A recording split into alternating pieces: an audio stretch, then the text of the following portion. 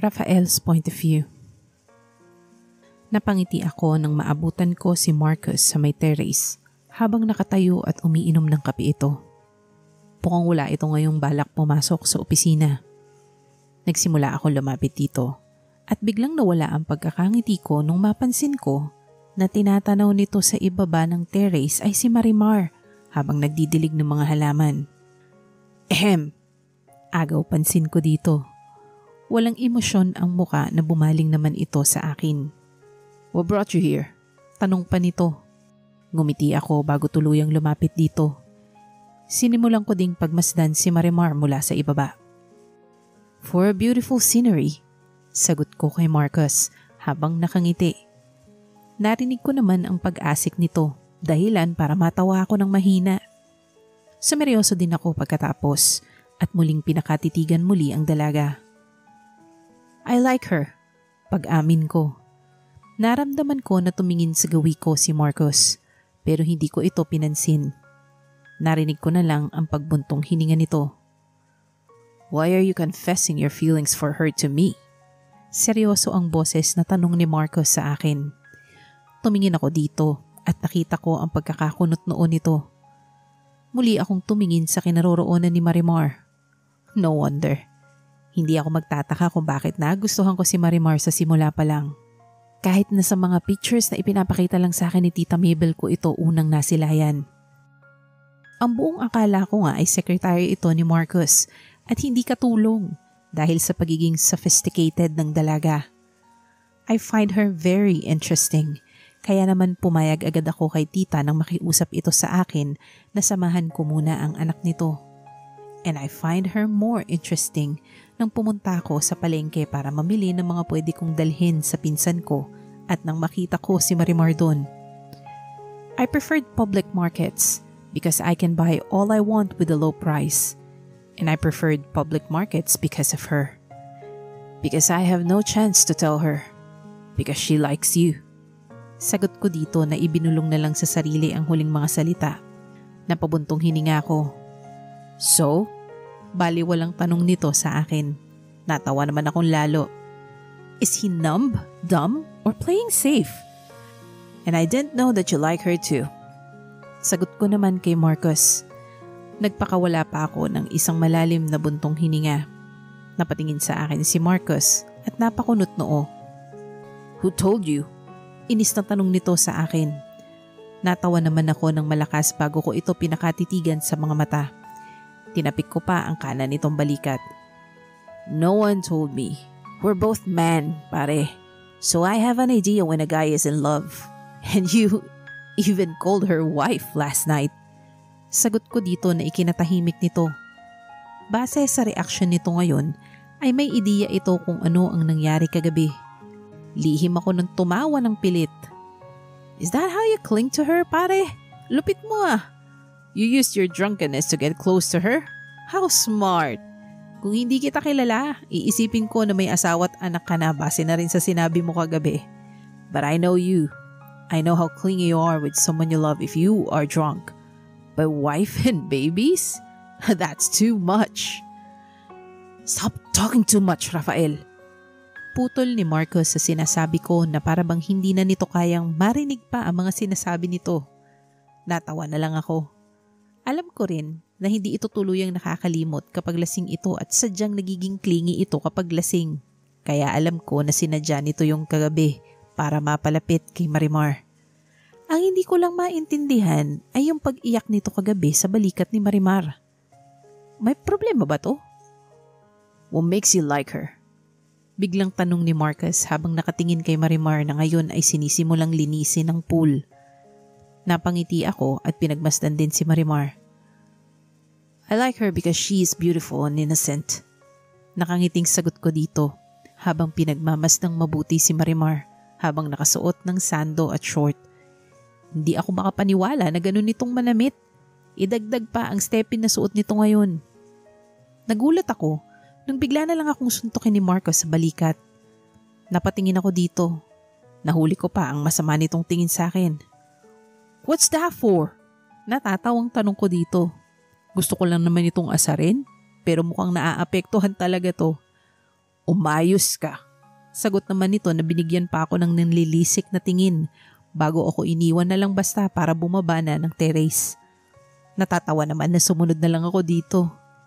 Nang makababa ako sa terrace ay naabutan ko pa sa may sala ang pinsan ko na inaabutan ng tuwalya si Marimar. Napailing-iling na lang ako. Bakit niyo po ako binibigyan ng tuwalya, sir? Hindi pa po ako naliligo. Inosente namang tanong ni Marimar dito. Nalihim kong ikinatawa ng mahina. That is the reason why I like her. Sinamaan ito ng tingin ni Marcus. Nginitian naman ng malaki ni Marimar ito bilang tugon na para bang hindi man lang ito nasindak sa pinsan ko. I can't imagine how they will manage their relationship if they end up together. They are both weird. Natawa na lang ako. Cover yourself with this.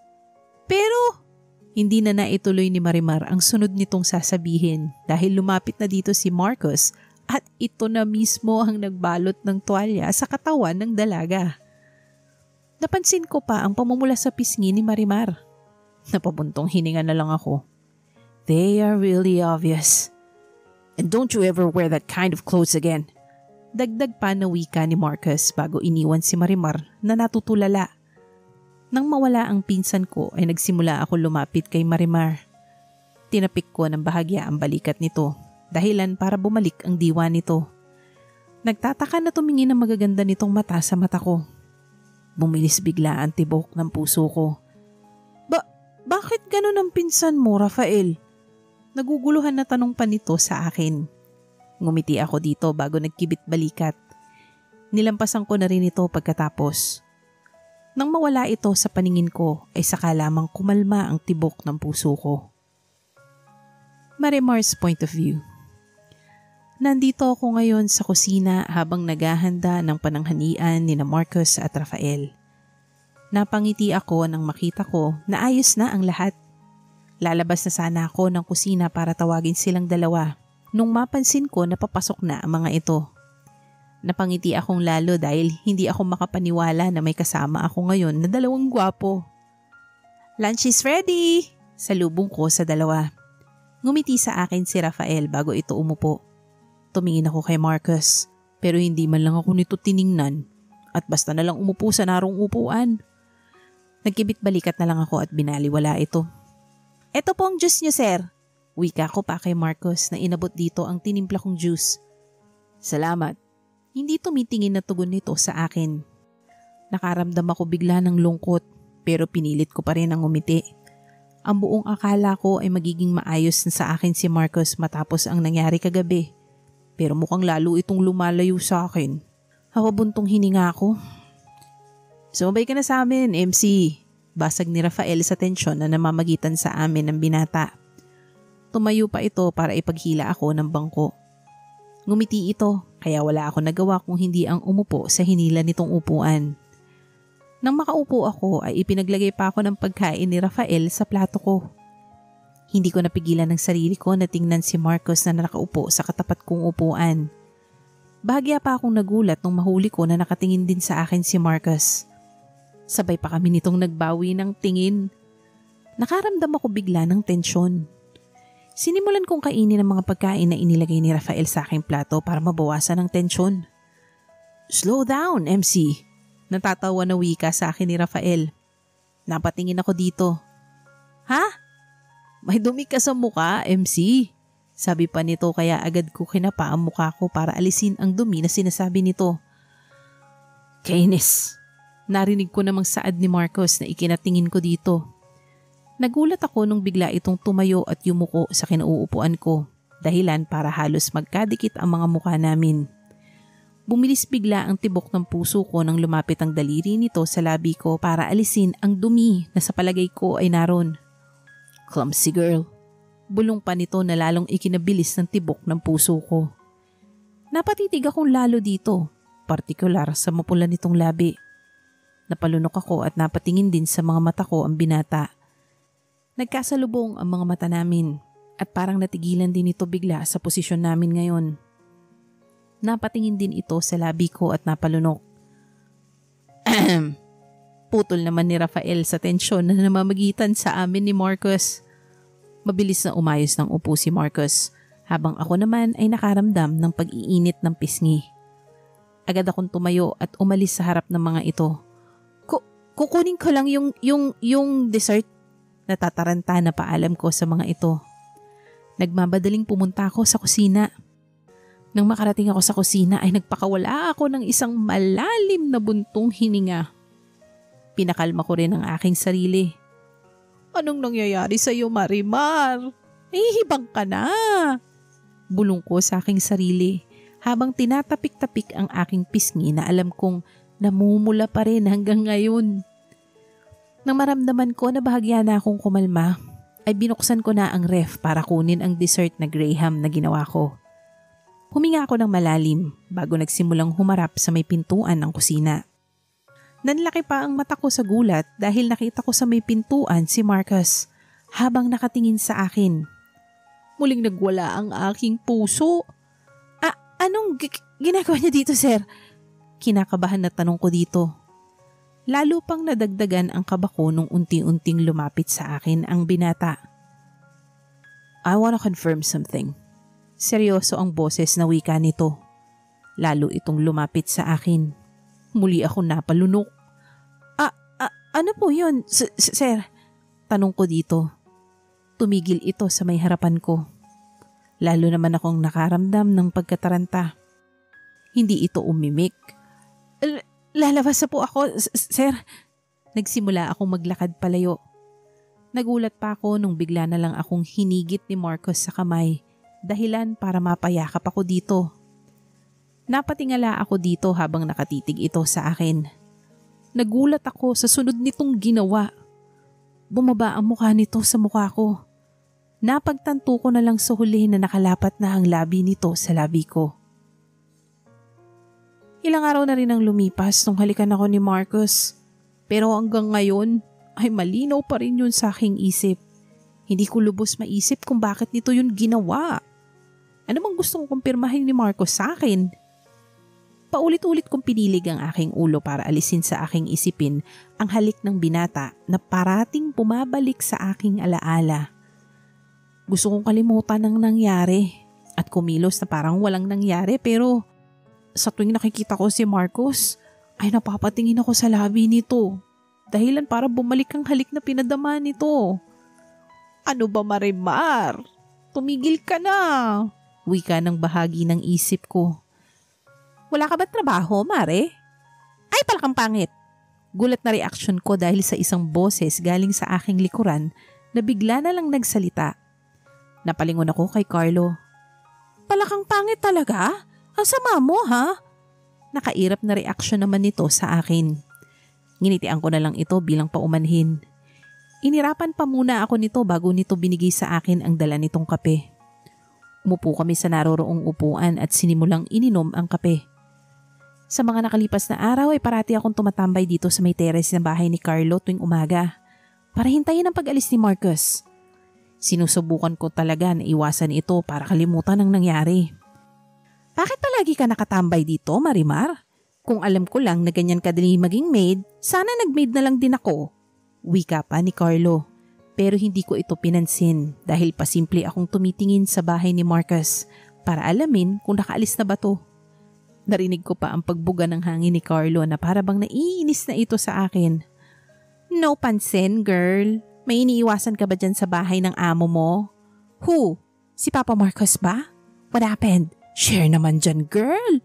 Sunod-sunod na tanong pa nito. Hinalikan niya ako. Wala sa sarili na sagot ko kay Carlo. Napansin ko na paalis na si Marcus dahil papunta na ito ngayon sa kinaroroonan ng sasakyan nito. Napangiti ako. What? Hinalikan ka ni Papa Marcus? Gulat na reaksyon ni Carlo. Pero hindi ko na ito pinansin dahil tumayo na ako para umalis. Salamat sa kape, Carlo. Kura na ako. Back to work na. Bye! Nagmamadaling paalam ko pa dito bago patakbong bumaba ng terrace. Hindi ko na hinintay ang reaksyon nito. Nang makarating ako sa tapat ng bahay ni Marcus, ay dahan-dahan pa akong pumasok ng gate. Nang tuluyan na ako makapasok ay napangiti ako. Lumingon ako sa may gate para sana isara yun pero nagulat ako nung makita ko na nakatayo dun si Marcus habang nakatitig sa akin. Sir! Kayo po pala. Kinakabahan na bungad ko dito. Binigyan ko ito ng isang pilit ng ngiti. Kumunot naman ang noo nito. Bakit po kayo bumalik, sir? Usisa ako pa dito. Nagsimula naman itong lumapit sa akin, kaya lalong bumilis ang tibok ng puso ko. Are you avoiding me, Marimar? Baritonong boses na tanong nito sa akin. Inilapit pa nito ang muka sa muka ko, kaya nakaramdam ako bigla ng pagkailang. Tumawa ako ng pilit para alisin ang tensyon na namamagitan sa amin. Ha? Sige sir, trabaho na po ako. Paalam ko sa binata bago nagmamadaling pumunta ng aking kwarto para doon magkulong. Nang makarating ako sa aking kwarto ay agad akong nagpakawala ng isang buntong hininga. Nang maramdaman ko na maayos na ang aking pakiramdam, ay inilapat ko ang aking tenga sa may pintuan para alamin kung nakaalis na ba si Marcus. Wala akong narinig na anumang ingay mula sa labas kaya naman sinimulan ko ng buksan ang pinto. Nagulat pa ako at napapigil hininga nang bumungad sa harapan ko si Marcus pagkabukas ko ng pinto. Nakatayo ito ngayon sa harapan ko. Nakalagay ang 2 kamay sa sinuot nitong pantalon at diretsyong nakatingin sa mga mata ko. Hindi ko tuloy maintindihan kung anong gagawin ko ng sandaling yun. You really are avoiding me, huh? Nakaasik na panimula nito. Nanatili naman akong nakatitig dito habang pigil ang hininga. Natigilan ako nung biglang tumawa ng mahina ang binata. Fine, avoid me as long as you can, but I will chase you persistently. I have to go. Don't forget to take your breakfast. Dagdag pa nito. Nagulat pa ako nang inilapit nito ang muka sa muka ko. Dahilan para hindi ako makakilos. Ngumiti lang ito sa akin ng malapitan. Dahilan para makita ko ang mapuputi at pantay-pantay nitong mga ngipin. Naamoy ko pa ang mabango nitong hininga. Bumilis lalo ang tibok ng puso ko nang guluhin nito ang buhok ko. Umalis na rin ito pagkatapos. Natitigilan na sinundan ko na lang ito ng tingin. Bakit ganun ang kinikilos ni Sir? Sobrang bilis ang tibok ng puso ko. Wika ko pa habang nakahawak sa aking tapat ng puso at nakatanaw sa papalayong binata. Are you okay? Ay, butike! Gulat na reaksyon ko dahil sa biglang nagsalita mula sa aking likuran. Napalingon ako at nahuli ko pa na natatawa si Rafael. Sinamaan ko to ng tingin. Nagpisay naman ito sa akin. Sorry! Wika pa nito sa akin. Hindi ko na lang ito pinansin. Bumuntong hininga ako. Narinig ko rin ang pagbuntong hininga ni Rafael, kaya napatingin ako dito. Binigyan ako nito ng isang pilit ng ngiti. Napakunot noon naman ako. May gusto ka ba sa pinsan ko, MC? Tanong nito sa akin. Bahagya akong natigilan pero agad din namang nakabawi. Oo, simpleng sagot ko dito. Nakita ko ang pagdaan ng lungkot sa mga mata nito. Agad din naman itong umiti sa akin. I like your innocence, but not your honesty. Wika pa nito sa akin. Bahagya nitong ginulo ang buhok ko bago ako tinalikuran. Let's continue our learning session. Dagdag pa nito. Naguguluhan na sinundan ko na lang si Rafael.